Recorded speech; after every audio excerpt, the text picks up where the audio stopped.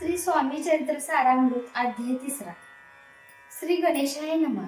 धन्य धन्य ते जगती स्वामी चरणी ज्यांची भक्ती, त्याची नाही पुनरावृत्ती पद पावती कैवल्य. निर्विकार स्वामी मुत्री लोक चमत्कार दाविती. काही वर्ष कमी वस्ती मंगळ वेडे सोडले, मुळा माझी वास्तव करीत अप्पाटोळ झाले भक्त.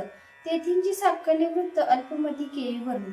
सेवी घेऊन स्वामीसी टोळ जाती अक्कलकोटासी. अर्धमार्गावरून टोळासी मागे परतणे भाग पडे.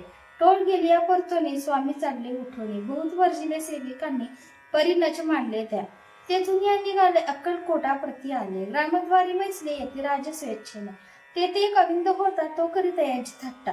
परी काही चमत्कार पाहता महासिद्ध समजला. पूर्व पुण्यास्तव निशिती आले चोळापाच्या गृहाप्रती. स्वामीसी जाणून ईश्वर मूर्ती चोळापा करी आदर. योग यागादिक काही चोळापाने केले नाही. परी भक्तिस्तव पाही स्वामी आले सदनादे. तयाची देखून या भक्ती स्वामी तेथे भोजन करते.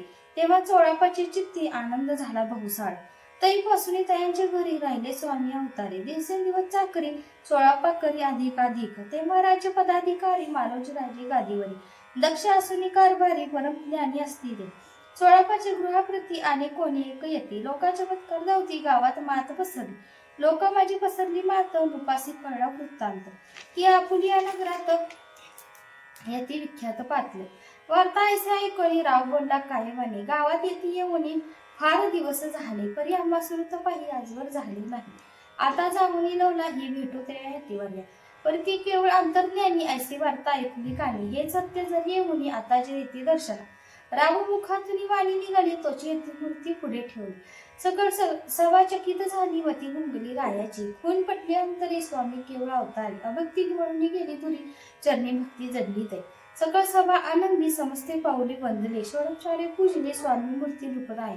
इथे श्री स्वामी चरित्र सारामृत नाना प्राकृत कथा समस्त प्रेमळ भक्त परिसर तृतीय अध्याय गोढा. श्री स्वामी राजार्पणमस्तु श्री रस्तु शुभम भवतो.